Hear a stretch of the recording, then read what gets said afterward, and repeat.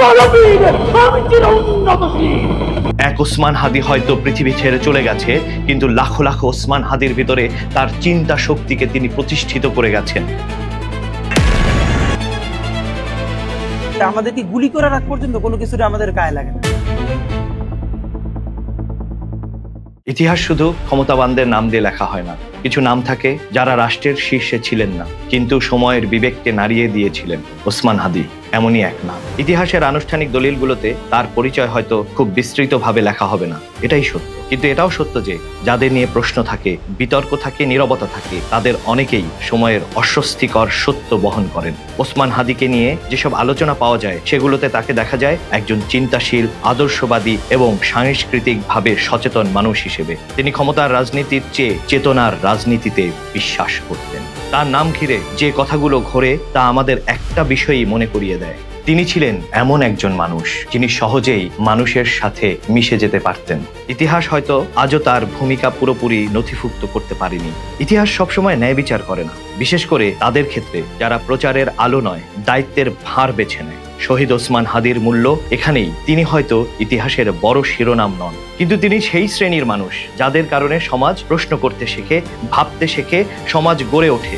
আর এমন মানুষরাই একদিন ইতিহাসের ফাঁকে ফাঁকে নীরবে থেকে যান। কিছু মানুষ ইতিহাসে ঢুকে পড়ে না, ইতিহাস তাদের পাশ কাটিয়ে চলে যায়, কিন্তু ওসমান হাদি ইতিহাস তৈরি করেছেন। তার নাম কোনো পাঠ্য বইয়ের প্রথম পাতায় থাকবে না, রাষ্ট্রীয় দলিলেও নেই তার দীর্ঘ পরিচয়। কিন্তু যাদের নাম ইতিহাস এড়িয়ে যায়, তাদের জীবন সাধারণ হয় না। ওসমান হাদিকে নিয়ে যতটুকু জানা যায়, তাতে তাকে দেখা যায় এক নিঃশব্দ, গভীর, চিন্তাশীল মানুষ হিসেবে। তিনি ক্ষমতার ভাষায় কথা বলেননি, বলেছেন মানুষের ভাষায়। তিনি নেতৃত্বের মঞ্চে ওঠেননি, কিন্তু সময়ের প্রশ্নগুলো বুকে ধারণ করেছিলেন।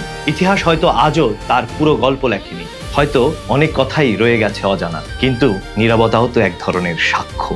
ওসমান হাদির মূল্য এখানেই। তিনি প্রমাণ করেন মানুষ বড় হয় পদ দিয়ে নয়, বড় হয় অবস্থান দিয়ে। তিনি ইতিহাসে সেই অবস্থানটা তৈরি করেছেন। যদিও ইতিহাস তাকে নায়ক বলবে না, কিন্তু বিবেকের আদালতে তিনি একজন সম্মানিত মানুষ।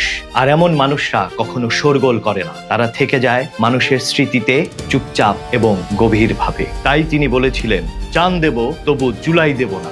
আর তিনি জুলাইয়ের একজন সম্মুখ সারির যোদ্ধা হয়েও ক্ষমতার লোভ করেননি, টাকার লোভ করেননি, আপোষ করেননি।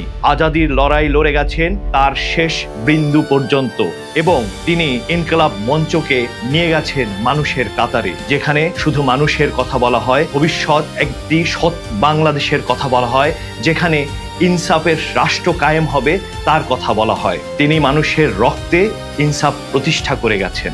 আমাদেরকে গুলি করার আগ পর্যন্ত কোনো কিছুটা আমাদের গায়ে লাগে না। যতক্ষণ না পর্যন্ত বুকে বা মাথায় গুলি চলবে, ততক্ষণ পর্যন্ত আমরা কোনো স্ট্রাগল মনে করি না, এবং এক্সট্রা কোনো সিকিউরিটি লাগবে না।